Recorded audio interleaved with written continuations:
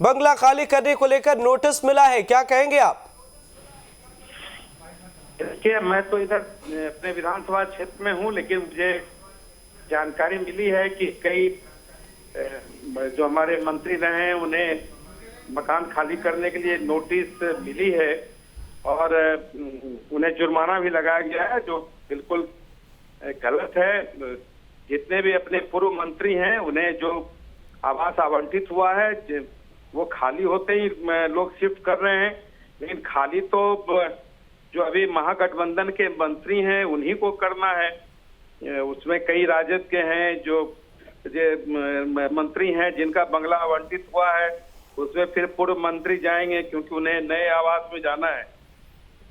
इसलिए और किसी भी हमारे मंत्री को ऐसी कोई चाहत नहीं है। ये तो महागठबंधन के एक दल के मंत्री हैं जो जिन्हें तो हर सरकार में दोनों हाथ में लड्डू है।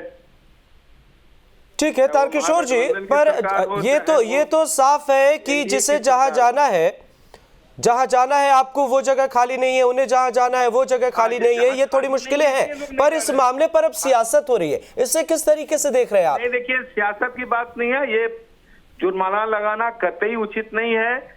सभी की अपनी गरिमा है और सरकारी आवास तो सरकारी आवास है, वो तो किसी की कोई आप पर भी जुर्माना लगाया गया है क्या? आवास तो है नहीं। तारकिशोर जी, रेणु देवी पर तो जुर्माने लगाए गए हैं, क्या आप पर भी जुर्माने लगाए गए हैं? और जब नोटिस होगा तो फिर जो महागठबंधन के मंत्री हैं जिनको पुराना आवास खाली करना था, चाहे किसी भी दल के हों, उनको भी नोटिस होना चाहिए तो मकान खाली करने के लिए। नहीं, जुर्माना तारकिशोर जी मंत्री उसमें शिफ्ट कर सके। तारकिशोर जी, जुर्माना कितने का लगाया गया है आप पर? नहीं, मैं तो क्षेत्र में हूँ, मैंने अभी देखा नहीं है, लेकिन जो भी जुर्माना 1 रुपये का लगे या 1 लाख का लगे, हाँ। या जुर्माना लगना गलत है। ये लेकिन अशोक चौधरी कह रहे हैं कि ये तो प्रावधान है, और प्रावधान आप जब कैबिनेट में थे तभी प्रावधान बना। तो सिर्फ एनडीए की पूर्व मंत्रियों के लिए भी प्रावधान है कि महागठबंधन के जो आरजेडी के जो मंत्री हैं, जो पूर्व से आवास, उन्हें नए आवास में जाना है, पूर्व आवास वो नहीं छोड़ पा रहे थे, कि उन पर भी लगेगा। नहीं, ठीक है, लेकिन तारकिशोर जी, इससे पहले 15 गुना लगता था निर्धारित किराया से, 30 गुना लगता था।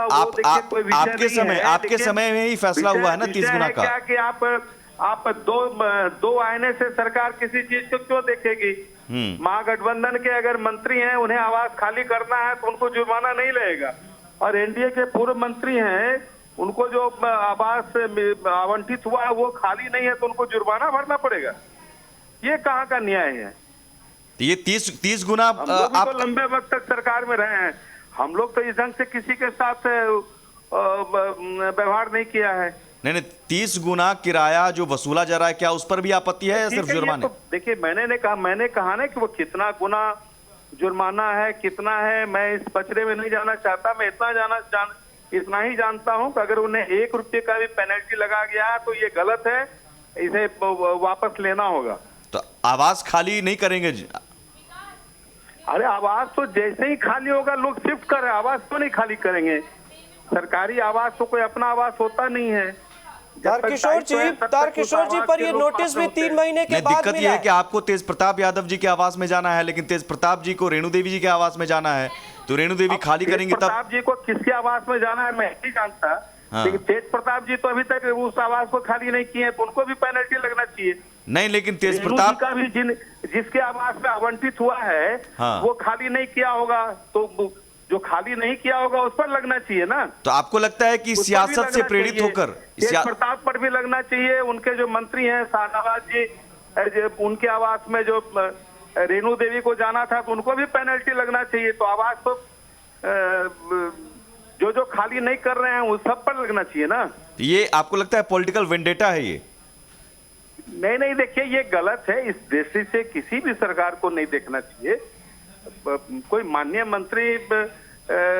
पूर्व मंत्री किस परिस्थिति में खाली नहीं किया, और वर्तमान मंत्री किस परिस्थिति में वो पुराने आवास को खाली नहीं कर रहे हैं, ये तो तकनीकी तौर पर देखने की आवश्यकता है। आपके पास आवास आवास का जो आवंटन है ये कोई राज्य के लिए कोई विषय है क्या? नहीं नहीं, यही मैं कह रहा हूं कि इतना बड़ा मसला कैसे बन रहा है। ये तो कोई बड़ा मसला है नहीं। कैसे बन रहा है ये तो अब महागठबंधन सरकार बताएगी कैसा मसला क्यों बना, क्यों नोटिस किया उन्होंने। नहीं, वो कह रहे हैं कि आप लोगों को बंगला छोड़ने की चाहत नहीं है। आप लोग किसी पूर्व मंत्री को आवास आवंटित है और वो आवास खाली हो गया और तब नहीं जा रहे हैं, तब ठीक है, वो उनको बाध्य किया जा सकता है। तो ये आपको लेटर कितना मिला है अब तक, कितना नोटिस मिला है? नहीं देखिए, मैं तो क्षेत्र में हूँ, हाँ। इसलिए मैंने अभी चिट्ठी देखी नहीं है, लेकिन इतना मैं जरूर जानता हूँ कि यह प्रक्रिया चाहे जिनको भी नोटिस मिली है, और मैं पटना जब लौटूंगा तो देखूंगा कि कहीं मेरे आवास में नोटिस आई हो, अब उसको देखेंगे। लेकिन इतना जहाँ हम सामान्य तौर पर सबों के लिए कर रहे हैं, जो वर्तमान में मंत्री हैं वो भी माननीय हैं, जो पूर्व मंत्री हैं वो भी माननीय हैं। अगर वर्तमान भी मंत्री हैं उनको दूसरा आवास आवंटित हुआ है तो वो शिफ्ट नहीं कर रहे हैं, तो उनको भी तब जुर्माना होना चाहिए कि उस आवास में क्यों है। तो चलिए, उन लोगों को जुर्माना होगा तब आप जुर्माना भरेंगे? नहीं, जुर्माना भरने का तो प्रश्न नहीं होता है। जुर्माना क्यों भरेगा लोग? नहीं, आपने कहा उन लोगों को अगर जुर्माना होगा। अपराध किया है जो जुर्माना भरना है, मकान खाली करेंगे लोग, उसमें तुरंत शिफ्ट होंगे। नहीं, ये नियम तो आप ही के बनाए हैं, आप ही के बनाए नियम है। शिफ्ट होंगे, पुराने मकान में रहकर क्या करेंगे लोग? नहीं, नियम तो जुर्माने का आप ही के बनाए गए हैं, आप ही जब कैबिनेट में थे तभी। नहीं, जुर्माने के लिए बना है तो ये सबों पर लागू होगा ना। हाँ, तो मैं तो वही पूछ रहा हूँ कि महागठबंधन के मंत्रियों पर अगर जुर्माना लगता है तब आप भरेंगे जुर्माना? अब देखिए, जुर्माना भरेंगे कि क्या करेंगे वो नोटिस देखने के बाद हम बताएंगे।